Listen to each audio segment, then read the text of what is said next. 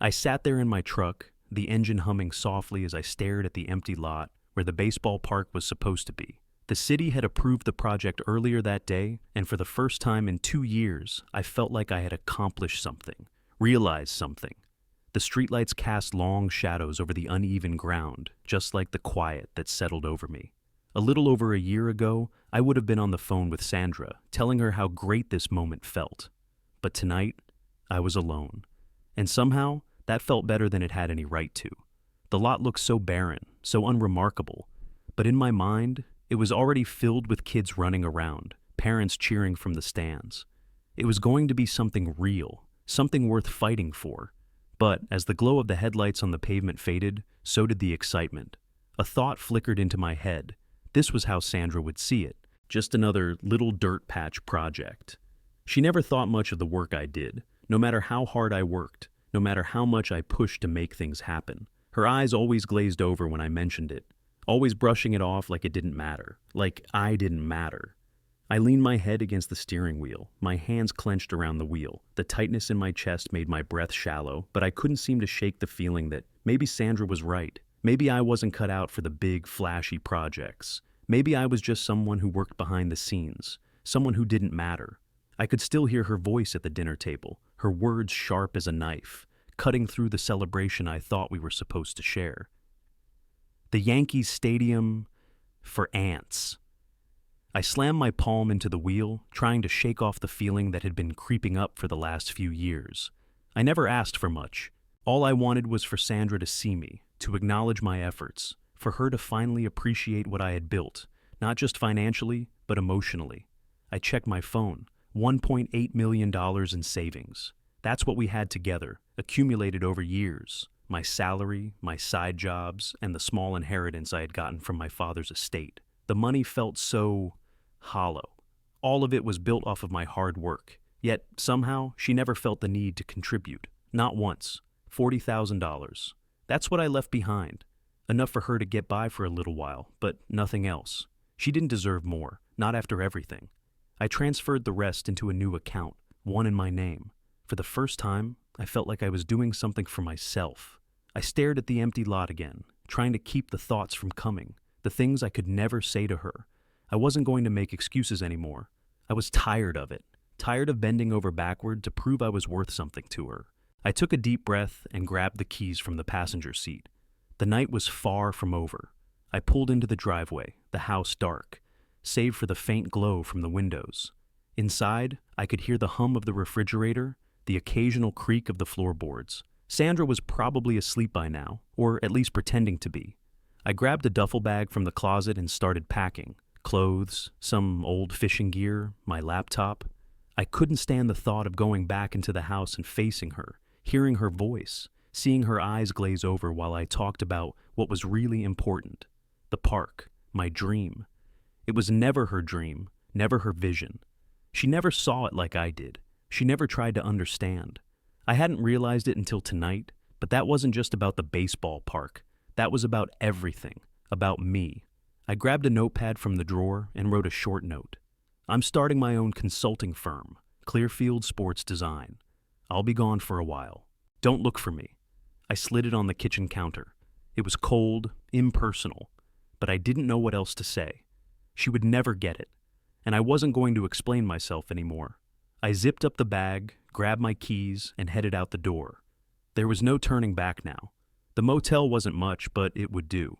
A couple of lights buzzing out front, a stale smell of cleaner in the air, and the faint buzz of a vending machine humming down the hall. It wasn't the worst place I'd stayed, but it sure wasn't a place I'd ever considered for myself. But now, it felt freeing. For the first time in years, I wasn't weighed down by her expectations, by the idea of what I should be doing. I wasn't shackled by her doubts or her need to control every little detail of my life. I checked in under a fake name. Mark had been such a stranger to me in recent years, so I went by John now. I threw my bag onto the bed, the fluorescent light flickering overhead. My phone buzzed, but I didn't pick it up. I already knew it would be Sandra, already knew what it would say.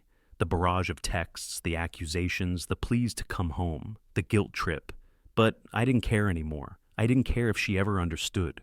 I pulled my laptop from my bag and opened it, registering Clearfield Sports Design, LLC. The business was real now, a small step, but a huge one for me. I didn't need Sandra's approval to build something that mattered. I was going to build it on my own terms, with my own vision. I made some calls to potential clients, all while the sound of a neighbor's TV drifted through the walls. It wasn't glamorous, but it was mine. I wasn't under anyone's thumb anymore. I wasn't just an afterthought in someone else's life. And for the first time in what felt like forever, I felt alive again. I sat at the small table in the diner, the greasy smell of fries and burgers filling the air. It was the kind of place Sandra had always called low rent, but to me, it felt like freedom. The cheeseburger was as simple as it came, no fancy trimmings, just the basics, and it tasted like peace. I chewed slowly, savoring the solitude that had settled around me. The booth was tucked in the corner of the diner, far from the noise of the kitchen and the chatter of the few other patrons. It was quiet, my first real quiet in weeks, maybe months. I pulled out my phone, checking the text from Sandra. First one was short, almost casual. "Hope you're okay." I didn't respond. Then came a second, more pointed. "Where the hell are you? What's going on?" I still didn't respond. Finally, the third one, which felt like the breaking point. "If you think you're just going to take everything and leave, you're wrong. I'll call the police if you don't come home." I didn't even flinch. I could feel the weight of her words, but it didn't feel heavy anymore. It just felt expected. Like she had been doing this for years, turning things around on me, twisting it into something I had to fix. But I was done fixing things for her. I opened a new message, this time to my lawyer. I typed out the words slowly, making sure I didn't skip anything important. Just a reminder, no contact unless it's legal. I hit send, then turned off my phone, slipping it back into my jacket pocket. The weight that had been sitting on my chest for years seemed a little lighter now. I wasn't tangled in Sandra's web anymore. I wasn't the one who had to fix things. She wasn't going to call the police because she had no ground to stand on. She could threaten all she wanted, but I was done letting her control the narrative. I took another bite of the cheeseburger. I realized I hadn't really been eating, not for enjoyment at least, for a long time, just for sustenance. But this was different. This felt like something I'd missed. The bell above the diner door jingled as someone walked in. I looked up just briefly, catching sight of the old man who always sat at the counter, eating his usual ham and eggs. He nodded at me, and I nodded back, but neither of us spoke. The stillness, the quiet, was enough. It felt good. I was in a new phase of life, starting something on my own, Clearfield Sports Design, and as much as it terrified me, it also felt right. I wasn't working for Sandra's approval anymore. I wasn't doing anything to meet her expectations. I was working for me, for the kids who would be playing in that park, for the families who would show up and see a place built by someone who cared about community, not by someone trying to get ahead or prove something. It was small, but it was real, and I wasn't going back. My phone buzzed again, but I ignored it, letting the silence settle back around me. The diner was a small piece of the world that Sandra would never understand, one that didn't need her approval to feel important. And for once, I felt like I didn't need to explain it to her. Not anymore. I finished the burger, wiped my hands on the napkin, and leaned back in the booth, letting out a deep breath. I didn't have to rush anymore. For the first time in years, I wasn't waiting on anyone else's validation. The park, my new business, everything I was building. It was all mine. I looked at my watch. The night was still young, and I had work to do. But for now, I was going to sit in the quiet. The kind of quiet that I could finally claim for myself. I was sitting in my new office, staring at the stack of paperwork on my desk, when I heard the door handle turn. I didn't need to look up. I knew who it was before she even walked in. Sandra's presence had always been like that, loud, demanding, even when she wasn't speaking. But today, I wasn't going to let her walk all over me. The door creaked open, and there she was, standing in the doorway, her heels clicking against the tile. "Mark," she said, her voice sharp and cool, like a blade in a velvet sheath. "We need to talk." I glanced up from my desk. She looked the same, put together, flawless in her designer outfit, but something about her wasn't quite right. The tightness around her mouth, the clenched fists hidden behind her back. She was furious. "About what?"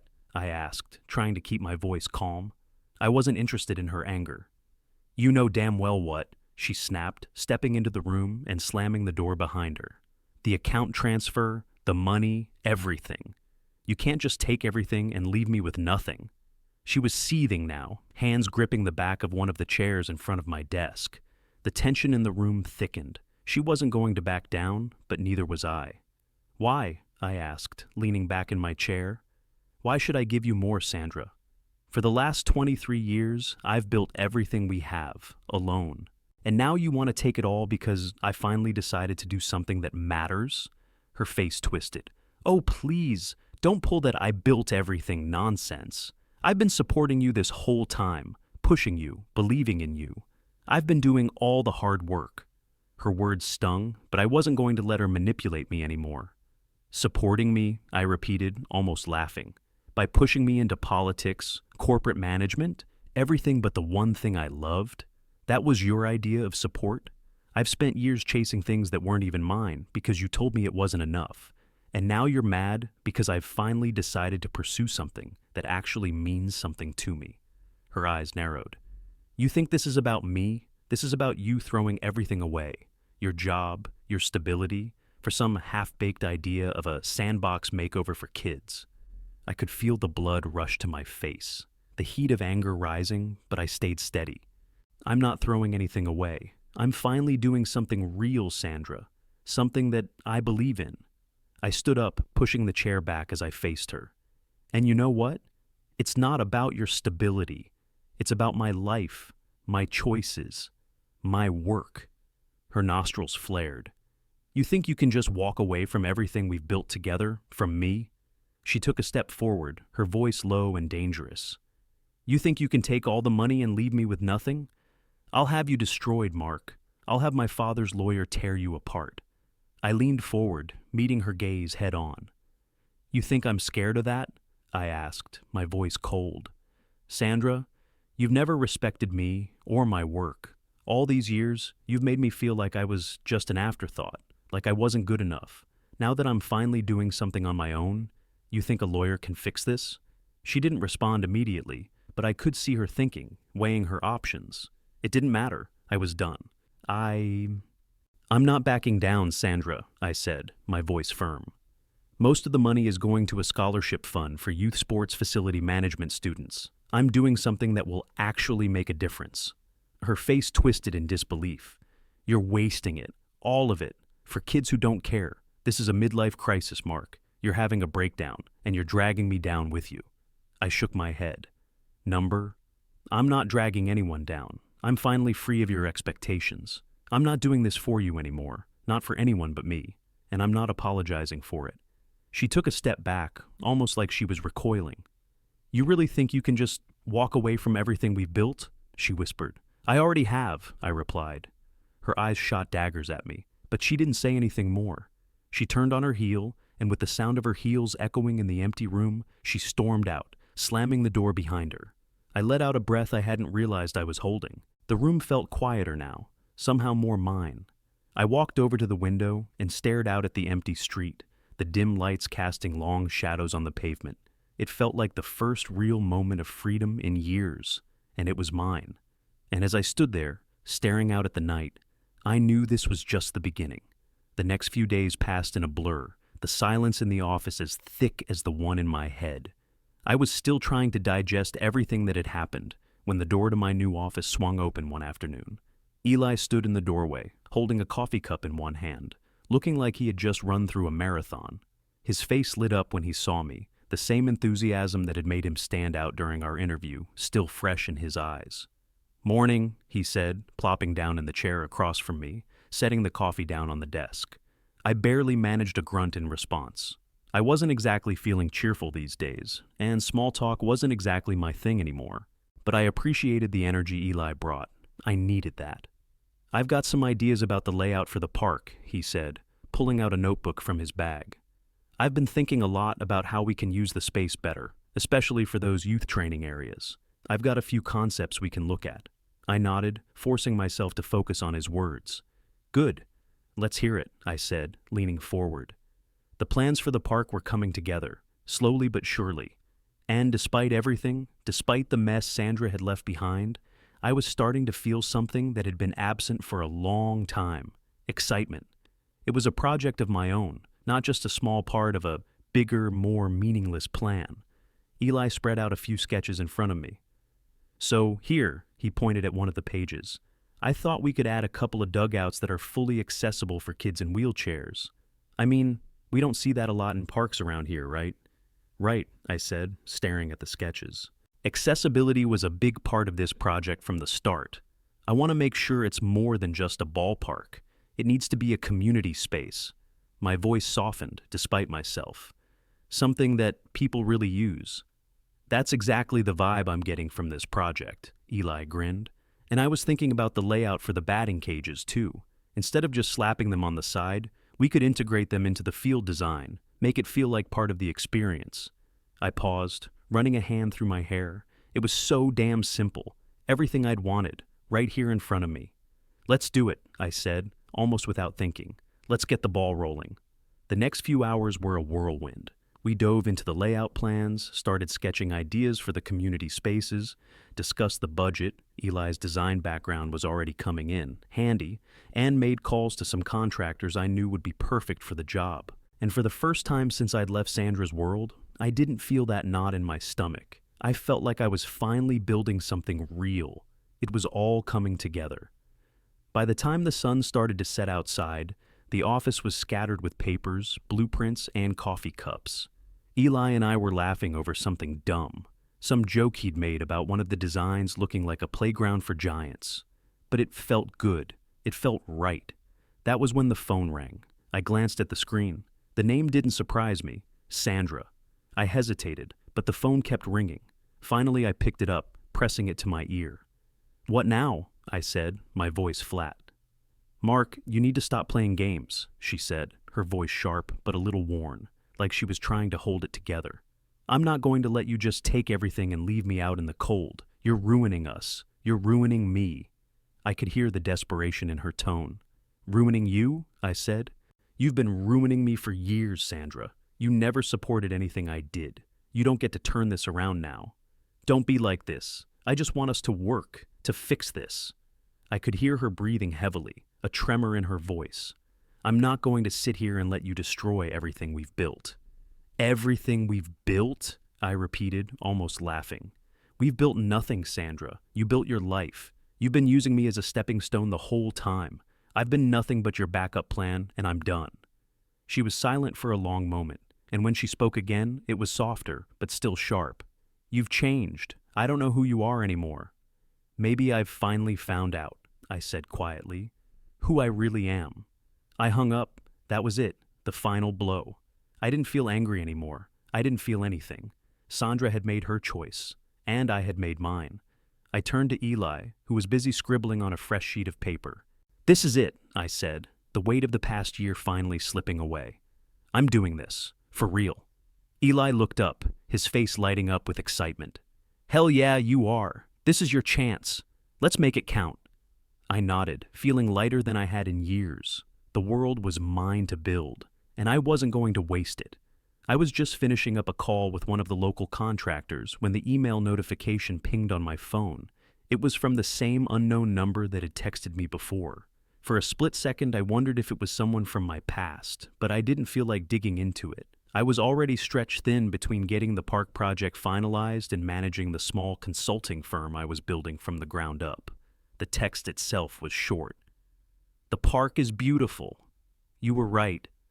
This is what matters. S." The words hit me like a punch to the gut. The last thing I expected was a message from Sandra. Not after everything that had gone down, not after I had made my peace with the divorce, with the end of everything I thought was real. I stood there, staring at the screen, my mind racing. What the hell was this supposed to mean? Was this some last-minute attempt at closure on her part? Or was she still holding on to whatever control she thought she had over me? For a second, I thought about replying, telling her I was done with that chapter, done with her, and that the park was never about her or anything she could ever understand. But something stopped me. The words felt pointless. The truth was clear. I had moved on. Instead, I deleted the text. It was a clean break, something she'd never fully grasp. I turned to Eli, who was at the whiteboard, scribbling down the last few tweaks for the park's layout. He was buzzing with energy, a stark contrast to the heaviness I still carried from the past few days. "Everything all right?" he asked, glancing up from the board. "Yeah," I said, feeling a strange calm settle over me. "Just clearing some old stuff out. You ready to go over the last details for the training center?" "Always," Eli grinned, already moving to the computer to pull up the latest revisions. "We've got some real momentum now, Mark. This is happening." I watched him for a moment, letting the excitement of it all sink in. We were building something real, something meaningful. I didn't need to justify this to anyone, especially not Sandra. The phone rang again. I didn't even need to check the ID this time. I knew who it was before I picked it up.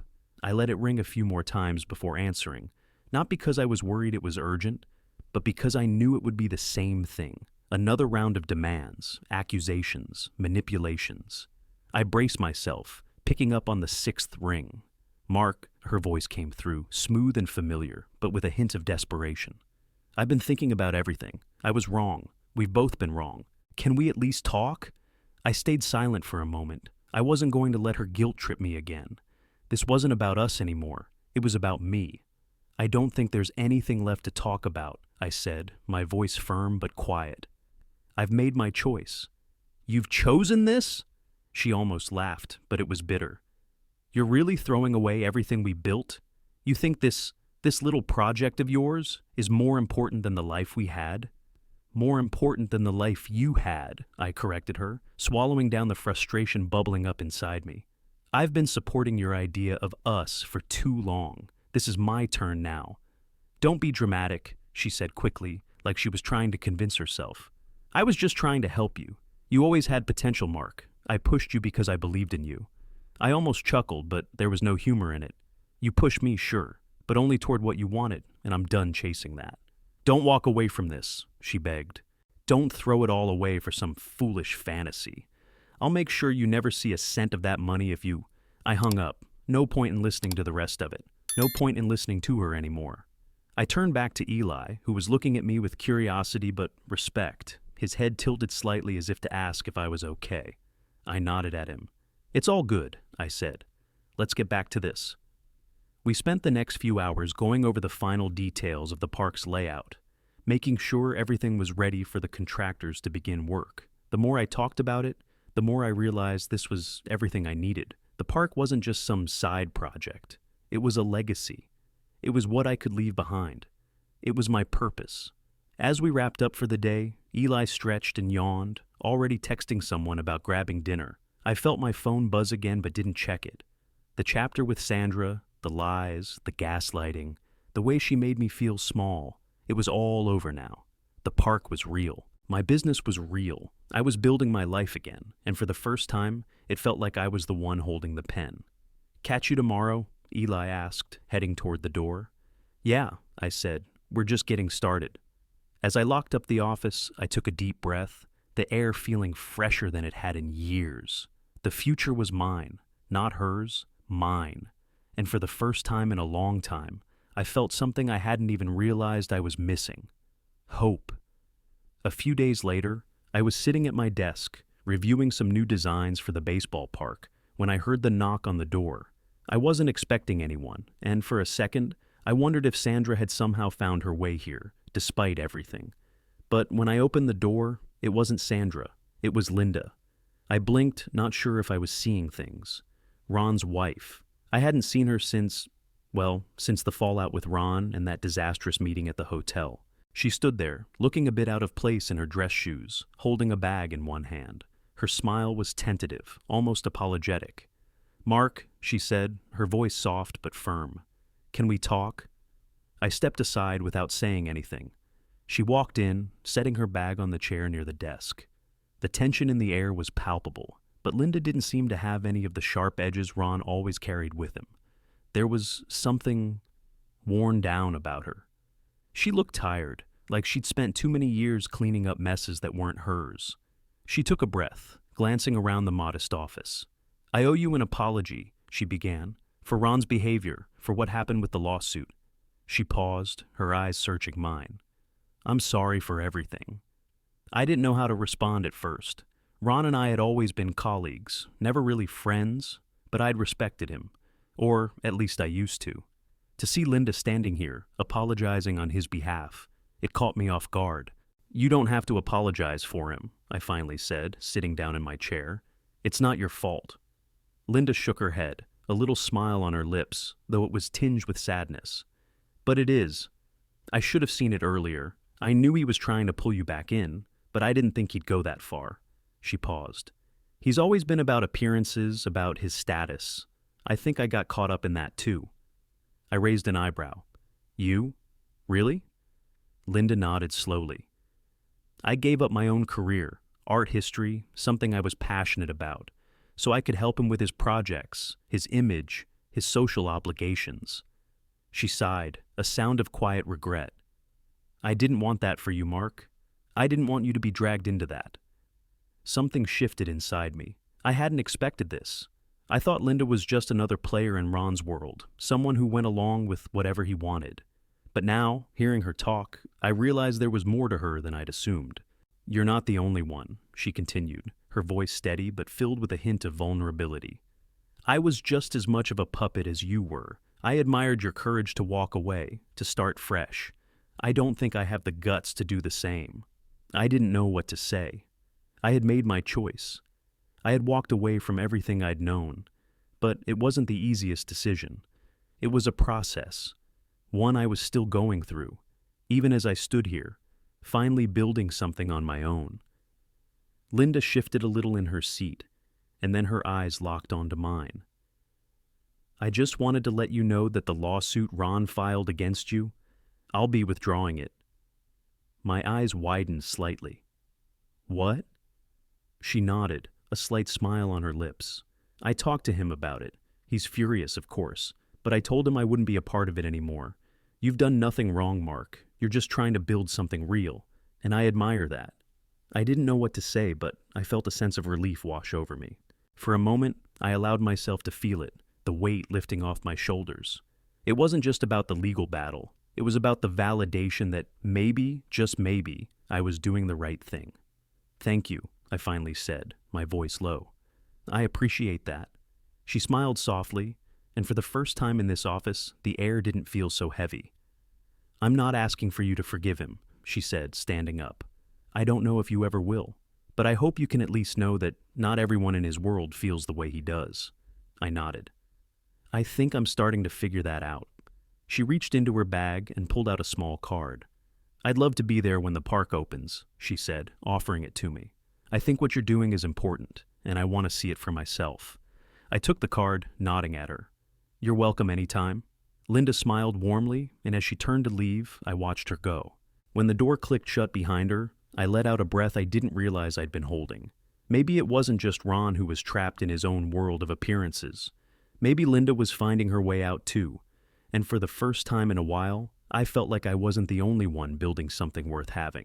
The crowd was starting to disperse, the buzz of excitement still hanging in the air as the ribbon had been cut and the first batch of kids ran onto the field. I'd seen the park hundreds of times in blueprints, sketches, and emails, but seeing it come to life, with families already filling the bleachers, kids playing catch, and parents exploring the new features, that was something different. Eli stood next to me, still grinning like a kid on Christmas. "I mean, look at this place, Mark," he said, practically vibrating with excitement. "It's everything we talked about." I couldn't help but smile. "Yeah, it is." As the mayor wrapped up his speech and the press began to filter out, I felt the weight of everything that had led up to this moment. Sandra wasn't here, which was no surprise, but I couldn't shake the image of her standing in the back of the crowd when I'd first walked out. I caught a glimpse of her, tall, striking, but almost distant. She didn't belong here. She never would. A part of me wondered if she had come just to make sure it had actually happened, or if she was just keeping an eye on me. Whatever the reason, she didn't matter. Not anymore. I turned to Eli, watching as he talked to some of the parents by the new youth training center, his face lighting up with every conversation. He was so different from me, a fresh perspective, a hunger for something new. It was contagious. It made the whole thing feel even more real. I didn't expect anything to change in the moment I saw her, but when I did, it felt like I was seeing a ghost. Sandra was standing just beyond the small crowd, her arms folded, her face unreadable. She was watching the park, but there was nothing in her gaze that showed pride, just emptiness. She caught my eye for a split second, then quickly looked away, and before I could even process it, she turned and walked away. I don't know why it hit me so hard. I guess I had hoped, somewhere deep down, that this moment would mean something, that she'd see me here, in my element, doing something that mattered and feel, I don't know, something. But she didn't. She just left, her heels clicking in the distance. Eli came back over, catching me staring off into the crowd. "You okay?" I nodded, blinking the thought away. "Yeah, just a little tired." "Hey, look at that," Eli said, pointing across the field. "Some of the kids are already using the batting cages. That's awesome." I glanced over, trying to focus on the positive. It was working. The park was everything I'd hoped for. The people were already taking it in, using it. The kids were laughing, throwing balls in the air, and there was that feeling, like it was real, like it was going to change something for them. "I'm proud of you, Mark," Eli said, his tone serious now. "You did it. This is your thing, not anyone else's." It felt good hearing that from him. I had my doubts even now, but maybe I was finally starting to believe it too. Maybe this was what mattered, not the flashy stadiums or the high-profile contracts. This, the community, the kids, the families who needed this space. It was all right here. The text pinged on my phone as I walked away with Eli. Both of us still in the thick of it, discussing plans for the next project. I pulled it out of my pocket without thinking. It was from the same unknown number. "The park is beautiful. You were right. This is what matters. S." I stopped in my tracks for a moment, staring at the words, my fingers frozen over the screen. I didn't reply. For the first time in my life, I felt like I didn't have to. That was the end of it. I wasn't going back to that version of me, the one who was tethered to someone else's expectations. I pocketed the phone, my hand finally steady. "You good?" Eli asked, turning back to me. "Yeah," I said, feeling the weight lift off my shoulders for the first time in, well, ever. "I'm good." We walked back toward the park, the sound of kids' laughter filling the air around us. The future was wide open, and this time, it was mine to shape. The last of the press had packed up, the sound of their camera shutters fading as they trudged off toward the parking lot. The ribbon was cut. The mayor gave his speech. The crowd dispersed, leaving behind the smell of fresh-cut grass and a faint hum of excitement. Eli and I walked the park, checking the last few details. The place was still buzzing with energy. Kids were running the bases, parents were snapping pictures, and I could see the joy in their faces, the kind of joy I hadn't seen in a long time. The park was alive. I let out a long breath, the weight of everything that had come before this moment finally starting to sink in. This wasn't just a job. This was a part of something bigger, something I could be proud of. "Look at them," Eli said, grinning as he watched a group of kids line up at the batting cages. "I can't believe it's finally real." "Me neither," I replied, watching as a little girl swung a bat for the first time, missing the ball but laughing anyway. She tried again, and this time the ball went flying. "That's why we're doing this," I said, more to myself than to Eli. "That's the whole point." Eli nodded, his eyes glued to the scene before us. "Man, I wish I had something like this when I was growing up." "You didn't have it, but these kids will," I said, feeling a warmth spread through me that had nothing to do with the late afternoon sun. And that matters more than anything. We walked a little further, taking in the full picture, the dugouts, the training center, the wheelchair-accessible features. I could already see the parents chatting, pointing out spots where their kids could play, learn, and grow. It was everything I'd wanted, everything Sandra had mocked. As we reached the far end of the park, I noticed her. Sandra. She was standing at the back of the crowd, looking at the park but not really seeing it. Her arms were folded across her chest, her face unreadable. She didn't belong here. I had no idea why she even came. I tried to push it out of my mind, to focus on the people who actually mattered, but it wasn't easy. I felt a twinge of something, maybe regret, maybe something else, but I couldn't tell. She had left me no choice. She hadn't respected me or my work. I wasn't going to keep waiting for her to see me, to see this. As I turned away, I saw Eli looking at me. His face softened. "She's not the point, man. You're doing this for the people who actually care." I nodded, my throat tight for a second.